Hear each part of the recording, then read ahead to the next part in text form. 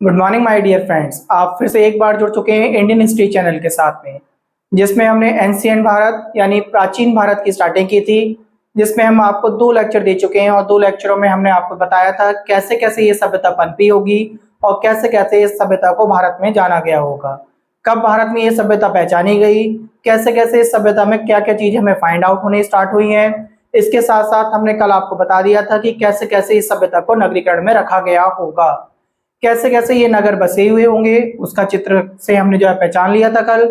नगर के साथ साथ हमने उनके मकानों को पहचान लिया था, मकान के साथ साथ स्नानागार, स्नानागार के साथ में हमने देख लिया था उनके दरवाजे किधर हो रहे होंगे, घरों के साथ साथ हमने देख लिया था घरों में क्या क्या चीजें पाई जाती होंगी।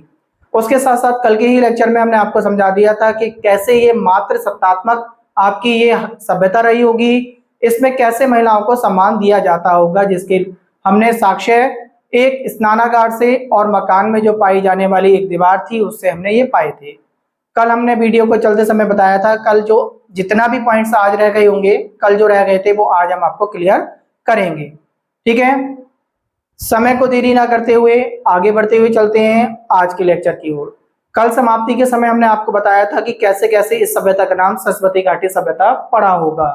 हमने कल आपसे कहा था कि जो है सबसे ज्यादा जो साइट्स भारत में पाई गई हैं वो आपको ध्यान रखना होगा सरस्वती नदी के पास पाई गई होंगी, इसलिए भारत सरकार ने इसको जो है सरस्वती घाटी सभ्यता के नाम से भी कहना जायज समझा।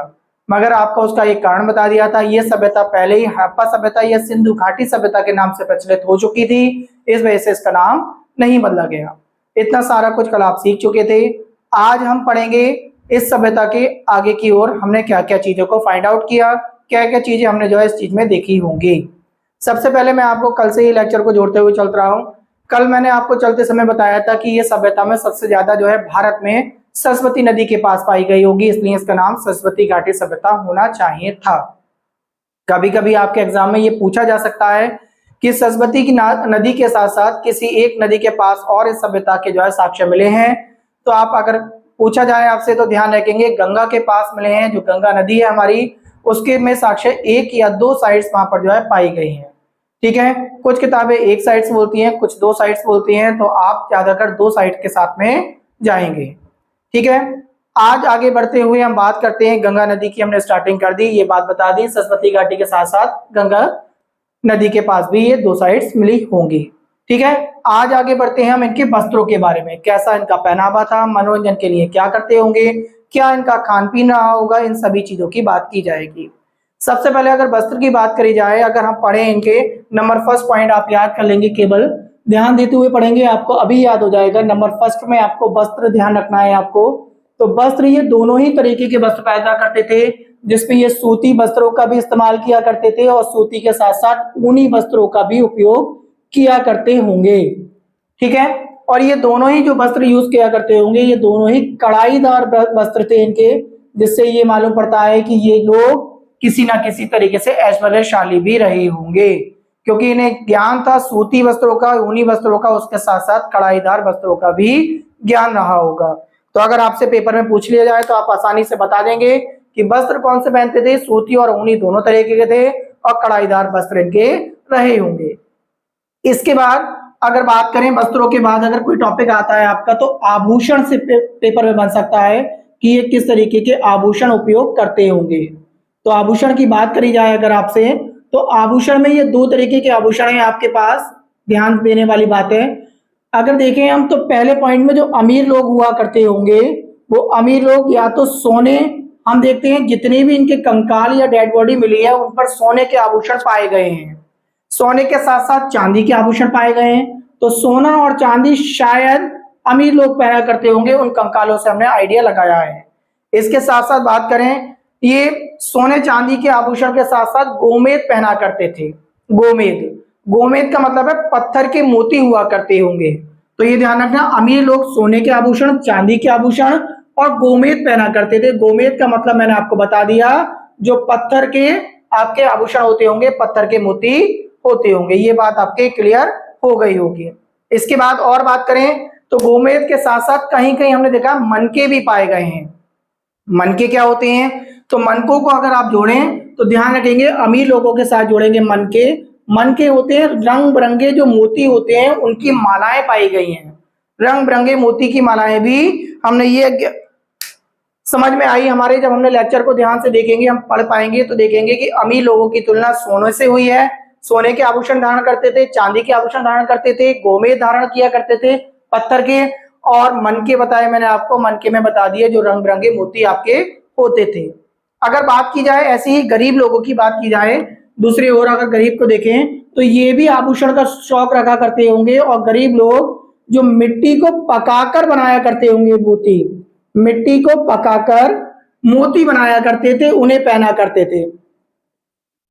ठीक है, इसके साथ साथ हमें जो इनके कंकाल मिले हैं उन पर हमें सिप्पियां मिली हैं। शायद आपने देखा होगा समुद्र किनारे ये सिप्पी वगैरह ज्यादा पाई जाती हैं, जो आजकल हम लोग जो है सिप्पी के ब्रेसलेट वगैरह बनाकर भी पहनते हैं। तो सिप्पी के बारे में भी इन लोगों को पहले ज्ञान था। सिप्पी के भी जो है ये इस तरीके से आभूषण बना लिया करते थे। तो दो चीजें आपको याद हो गई, वस्त्र आपको याद हो गए, आभूषण याद हो गए। वस्त्र और आभूषण से मिलकर कोई भी क्वेश्चन बनता है तो शायद आप आज से कर आएंगे, कोई दिक्कत नहीं होगी। इसके बाद अगर बात करें इनके खान पीन की तो आप बड़े आसानी से आपको याद हो जाएगा। मैं आपको 9 तरीके के खान पीन याद करा रहा हूं। आप अगर एक बार सुन लेंगे तो आपको तुरंत ध्यान आ जाएगा कि सर ने खान पीन में क्या बताया था। अगर खान पीन की बात की जाए तो आप सबसे पहले ये समझना, जैसे कि रोटी की बात होती है तो रोटी में अगर देखें तो ये जौ और गेहूं याद कर लेंगे आप, जौ और गेहूं। तो दो फसल आपको याद हो गई, रोटी के नाम से आप याद कर लेंगे। जौ और गेहूं की फसल ये किया करते होंगे, इसका मतलब फसलों का भी इन्हें बहुत अच्छा ज्ञान रहा होगा। खाने में जौ और गेहूं यूज करते थे ये। अगर सब्जी की बात करें तो सब्जी में अगर आपका पूछ ले, ध्यान रखना फसलों में ही आ जाएगा, तो दाल उपयोग में लाया करते थे और दाल के साथ में ये मटर का उपयोग किया करते थे। तो दाल और मटर के बारे में भी इन्हें ज्ञान था। तो आपने रोटी भी समझ लिया, सब्जी भी समझ ली, इसके साथ साथ आपके फल हो सकते हैं। फलों की अगर बात करें तो हमें साक्ष्य मिले हैं, फलों के 2 साक्ष्य मिल रहे हैं, जिसमें हमें तरबूज के बीज मिले हैं, इसका मतलब ये तरबूज का उपयोग करते होंगे, और खरबूज के बीज मिले हैं। ये 2 फसलों के बारे में आपको बहुत ज्यादा ध्यान रखनी होगी, तरबूज और खरबूज। इस तरीके से आपको 6 फसलें याद हो गई, रोटी में, सब्जी में, और उसके साथ साथ फलों में। 2 फलों में याद हो गई। और हमने ये आइडिया लगाया, हमें ये चीजें मिली हैं कि ये शायद छौंका वगैरह भी लगाए देते होंगे ये, तो छौंके वजह से हमें याद रही है। जैसे कि सरसों पाई गई है, हमें सरसों के बीज मिले हैं, तो सरसों उपयोग किया करते थे ये, तिल का उपयोग ये किया करते थे, और इसके साथ साथ कहीं कहीं से हमें राई का भी अवशेष मिले हैं, राई भी अवशेष के रूप में प्राप्त हुई है। तो 9 फसलें आपको ये याद हो गई जो इनके जीवन के खान पीन से उपयोगी होंगी। तो 9 आपको ये याद हो गए, आभूषण याद हो गए, वस्त्र याद हो गए, इतनी बात आपकी क्लियर हो गई होगी। अब ये सारी बातें तो पता चल गई, क्योंकि हमने जब खुदाई की होगी तो खुदाई में कुछ ना कुछ इनके अवशेष मिलते चले गए हमें। ऐसा नहीं है कि लिखना पढ़ना या इनका ये शौक नहीं रहा होगा, मनोरंजन का शौक नहीं रहा होगा, इन्हें लिखने का भी शौक था, बट इनकी लिपि को पढ़ा नहीं गया है। अब इनकी लिपि क्या थी, इनकी लिपि में क्या पाया गया है, उस चीज को आप ध्यान से बोर्ड पर देखेंगे। इनकी जो लिपि थी अगर आप ध्यान से देखें, जैसे उर्दू लिखी जाती है दाईं ओर से बाईं ओर की साइड, बट उर्दू में क्या होता है फिर दोबारा से दूसरी लाइन में दाएं से बाएं लिखते हैं। इसमें क्या होगा, दाईं ओर से चलते हुए चलेंगे हम, दाईं ओर से चलते हुए चले होंगे हम, इसके बाद बाईं ओर भाग आए होंगे, फिर बाईं ओर से दाईं ओर आ गए होंगे, दाएं से बाएं, इस तरीके से ये लिपि चली होगी। तो इस लिपि का नाम आपसे पूछ सकता है ये कौन सी लिपि थी, तो इसका नाम देखेंगे, ये लिपि थी बेस्ट्रोफेडन लिपि। इस लिपि का नाम है बेस्ट्रोफेडन लिपि। आपसे पूछ सकता है कि कौन सी लिपि का यूज किया करते थे, तो आप ध्यान रखेंगे बेस्ट्रोफेडन लिपि। अब ये भी आपको अगर एमसीक्यू में आ जाएगा तो तुरंत लिपि का नाम ध्यान आ जाएगा कि सर ने बताया था दाईं ओर से लिखना स्टार्ट करते थे और बाईं ओर की तरफ था। आपसे दिशा पूछ सकता है कि इनकी लिपि कौन सी दिशा में थी, तो दाएं से बाएं की ओर थी, और उसके बाद पूछ ले इस लिपि का क्या नाम था, तो इस लिपि का नाम था बेस्ट्रोफेडन लिपि। ये बात आपके क्लियर हो गई होगी। अब ये लिपि भी जो थी, अधिकतर इनकी लिपि जो हमने देखी है पाई है वो चित्राक्षर लिपि थी। आपसे ऐसे भी पूछ सकता है कि लिपि का जो है लिपि किस माध्यम में थी, तो लिपि थी इनकी चित्राक्षर में थी, जिसे पढ़ा नहीं गया है अभी तक, इसे हम पढ़ नहीं पाए हैं। आप ये भी ध्यान रखना, ये लिख दे रहा हूं मैं आपको, पढ़ा नहीं गया है। जैसे कि देखिए बहुत सारे सिंबल देखने को मिलते हैं इसमें, मछली के आकार का सिंबल बहुत देखने को मिलता है हमें, तरह तरह से बना हुआ था मछली के आकार का सिंबल बहुत देखने को मिला। यू आकार की आकृतियां हमें बहुत देखने को मिली हैं, इस तरीके से यू आकार की आकृतियां मिली हैं। ठीक है, तो आप ध्यान रखेंगे ये यू आकार की आकृतियां, मछली की आकृतियां, इस तरीके से लिपियां मिली हैं, जिसका हम आइडिया नहीं लगा पाए कि इन लिपियों का उपयोग कौन से सिंबल को दिखाने या किस बात को कहने के लिए उपयोग करते होंगे। आपने देखा होगा, अगर आप जो है हिंदू धर्म में विश्वास रखते हैं तो उस पर देखा होगा एक सबसे प्रचलित चिन्ह होता है जिसे हम स्वास्तिक का चिन्ह बोलते हैं। ये वाला चिन्ह आपने खूब देखा होगा। ये स्वास्तिक का चिन्ह भी जो है इसी सभ्यता का देन है।